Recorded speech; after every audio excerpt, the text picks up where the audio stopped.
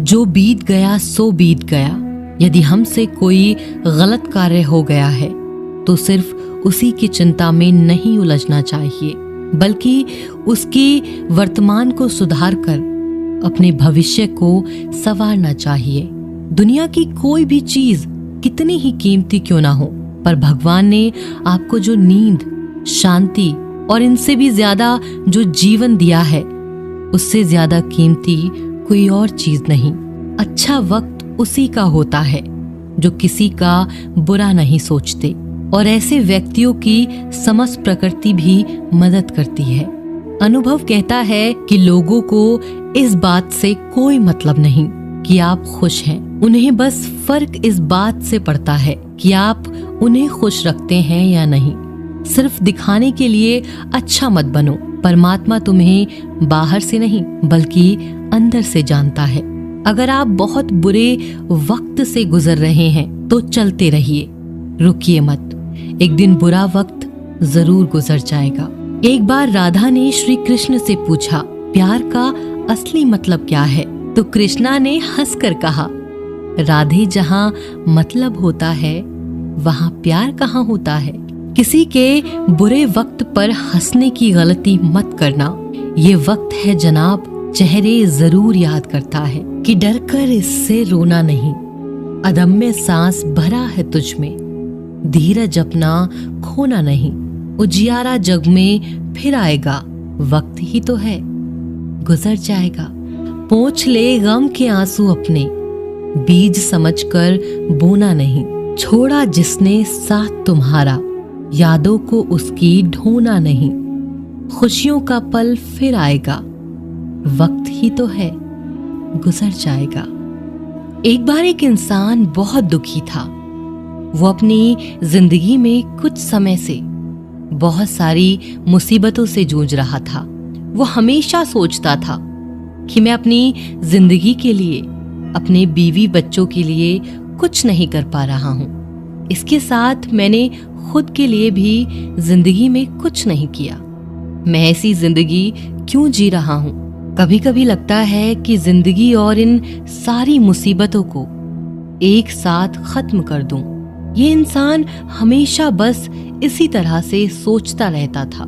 एक दिन वो एक नजदीक के बहुत ही बड़े तपस्वी के पास चला जाता है। वो घने जंगल में बैठे तपस्वी को अपनी सारी हकीकत बता देता है और कहता है, तपस्वी जी, आप तो इतनी साधना करते हो, अपनी तपस्या से आप इस वास्तविक जिंदगी के हर एक हिस्से से वाकिफ हो। क्या आप मुझे मेरे बुरे वक्त से निकालने का कुछ रास्ता बता सकते हो? मैं 2 वक्त की रोटी कमाने के लिए और एक छोटा सा संसार चलाने के लिए भी नाकामयाब हूँ। मैंने ज्यादा पढ़ाई लिखाई भी नहीं की। मैं एक साधारण सा इंसान हूँ। मुझे कुछ भी करके इस बुरे वक्त से बाहर निकलना है। तपस्वी जी, मुझे एक ऐसा आसान सा मार्ग बताओ जिसकी वजह से मैं फिर से सुकून और खुशी की जिंदगी जीने लगूं।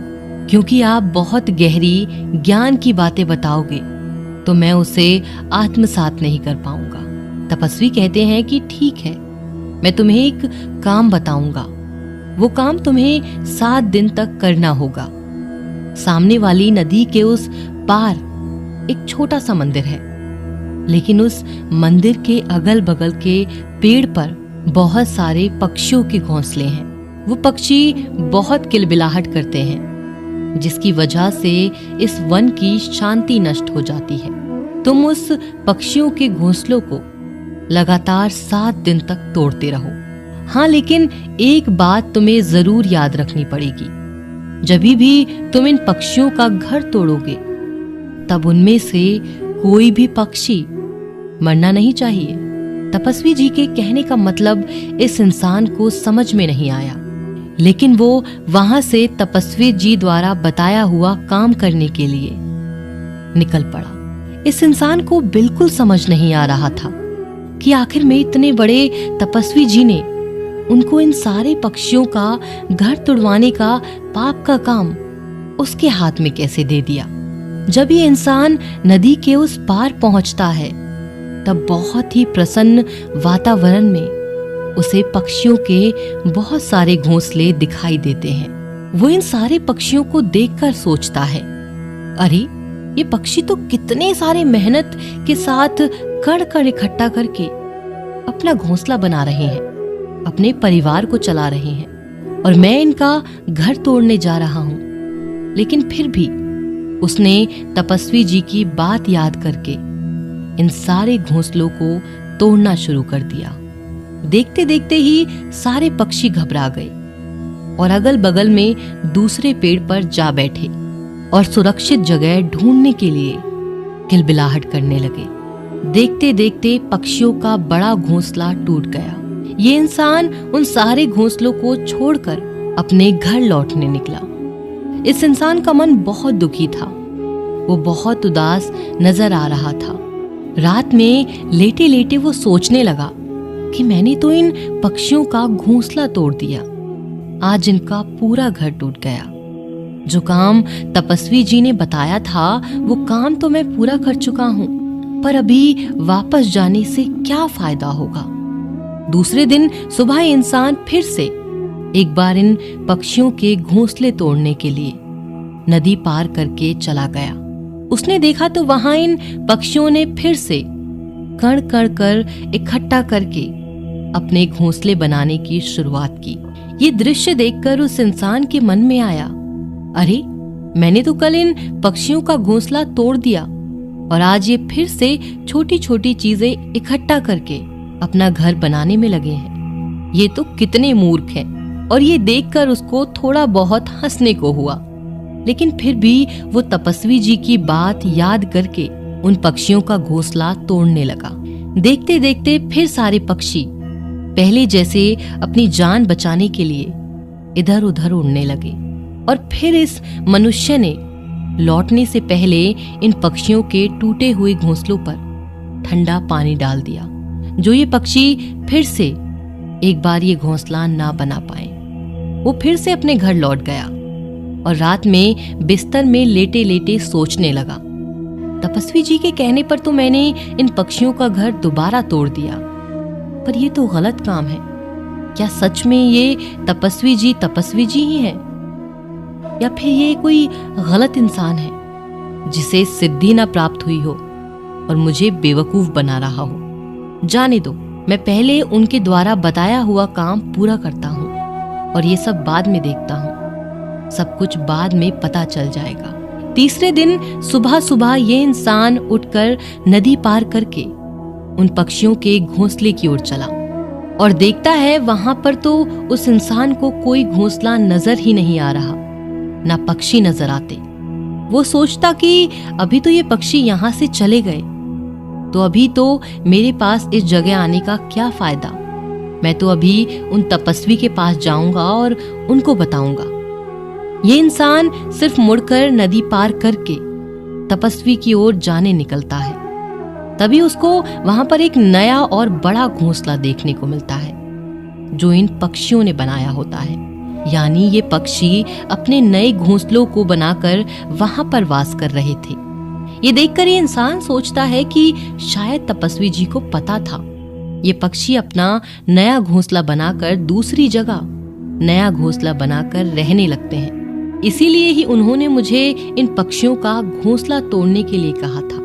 लेकिन इस सारे दृश्य को देखकर ये इंसान कमजोर पड़ जाता है, क्योंकि इंसान भी पहले से ही वक्त का मारा हुआ था। उसको लग रहा था कि शायद हमको इन पक्षियों की मदद करनी चाहिए।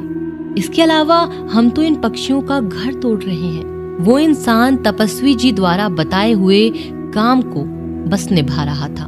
वो फिर एक बार इन पक्षियों का नया घोंसला भी तोड़ देता है और वापस लौटने के लिए निकलता है। जब वो अपने घर वापस लौटने के लिए निकलता है तो इस बार पहले से ज्यादा दुखी था। वो सोने से पहले फिर सोचने लगा कि मैं कितना बुरा हूँ, शायद मैं शैतान बन गया हूँ। मैं इन पक्षियों को उनका नया घर तक बसाने नहीं दे रहा। वो चौथे दिन फिर से नदी पार करके इन पक्षियों के नए घोंसले की ओर चला जाता है और फिर देखा तो क्या हुआ, इन पक्षियों ने तो दूसरी जगह अपना एक नया घोंसला बना लिया। वो पहले से ज्यादा ऊर्जा के लिए काम कर रहे थे। यह देखकर इस इंसान को लगा, ये पक्षी मेरे से कितने छोटे हैं, तो भी ये हार नहीं मान रहे। मैंने कितनी बार इनका घोंसला तहस नहस कर दिया, ये फिर भी उभरने की कोशिश कर रहे हैं। ये देखकर तपस्वी जी के कहने पर वो एक बार फिर से पक्षियों के बनाए गए घोंसलों को भी तोड़ देता है। और जब वो अपने अहंकार से बाहर आया, तब उसे पता चला कि उसके हाथ से कुछ पक्षियों की मौत हो गई। इस बार ये सारा दृश्य देखकर ये इंसान रोते रोते अपने घर वापस लौट गया और फिर वो सोने से पहले सोचने लगा कि मैं इन पक्षियों पर बहुत ज्यादा अत्याचार कर रहा हूँ। इससे ज्यादा अत्याचार अभी मैं नहीं कर पाऊंगा। 5वें दिन वो उठकर इन पक्षियों को खाना खिलाने के लिए घास लेकर पहुंच जाता है। इस वक्त इस इंसान के मन में सारे पक्षियों के लिए प्यार और प्रेम भाव बसा हुआ था। वो फिर एक बार नदी पार करके उन पक्षियों के घोंसलों की ओर चला। फिर भी उसने देखा कि ये पक्षी फिर से एक बार ज्यादा ऊर्जा के साथ एक नया घोंसला बनाने लगे। उसने इन पक्षियों को खाना खिलाया और अगले 3 दिन तक बिल्कुल ऐसा ही करता रहा। 7 दिन के बाद जब ये इंसान उन्हीं तपस्वी जी के पास जंगल में पहुंचा और कहता है, तपस्वी जी, आपने जैसा बताया था मैंने वैसा ही किया।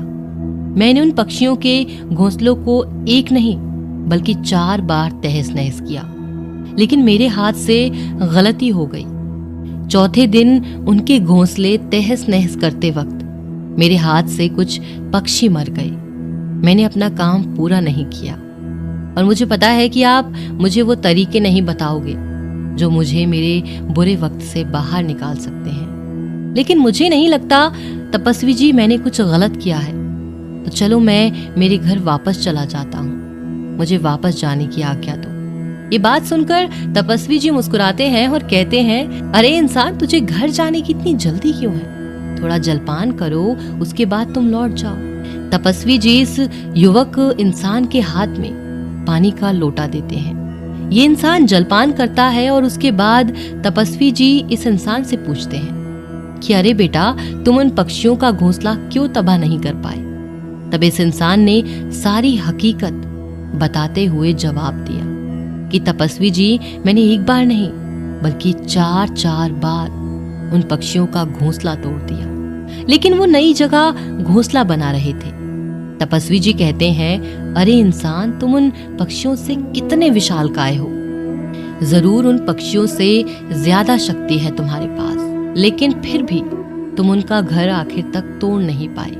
मैंने तुमको उन पक्षियों का घर तोड़ने के लिए नहीं भेजा था, बल्कि तुम्हें सीखने के लिए भेजा था।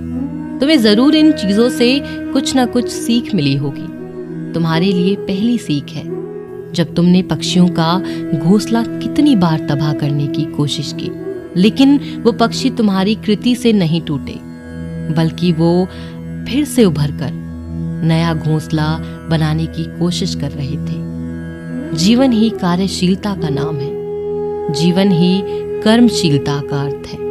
इतने छोटे मोटे पक्षी हर रोज टूटकर भी हार नहीं मान रहे। वो हर दिन नई ऊर्जा के साथ अपना घोंसला बना रहे हैं, लेकिन हम इंसान 1-2 बार ही दुख मिलने पर टूट जाते हैं, हार जाते हैं। इतना ही क्या, हम में से कुछ इंसान दुख मिलने पर, हार मिलने पर जिंदगी को खत्म कर देते हैं। जीवन भी इतना कठिन नहीं है जितना हम सोचते हैं। सच में जीवन ही कर्मशीलता का दूसरा नाम है। मृत्यु अंतिम सत्य है। इसीलिए नौजवान, तुम मृत्यु आने से पहले बस कर्म करो, बाद में तो परम विश्राम को जाना ही है। अभी तुमने इन छोटे पक्षियों से सीख ली होगी। तुमने देखा वो पक्षी बड़े थे, वो कभी हारे नहीं। इतना ही क्या, तुम इन पक्षियों से जरूर विशालकाय थे, लेकिन उनका मन तुम्हारे मन से बड़ा था। बस प्रयास करना ही हमारे हाथ में होता है, और जीवन में हर वक्त प्रयास करना चाहिए। जो हर बार प्रयास करता है उसके सामने प्रकृति भी घुटने टेक देती है। इसी तरह ये दुखी इंसान सुखी इंसान में बदल गया था। दोस्तों, हम आशा करते हैं आपने भी तपस्वी जी के माध्यम से इस कहानी से सीख ली होगी और आप भी अपने जीवन के इस सीख का इस्तेमाल करोगे। हम आशा करते हैं कि आपको ये कहानी पसंद आई होगी।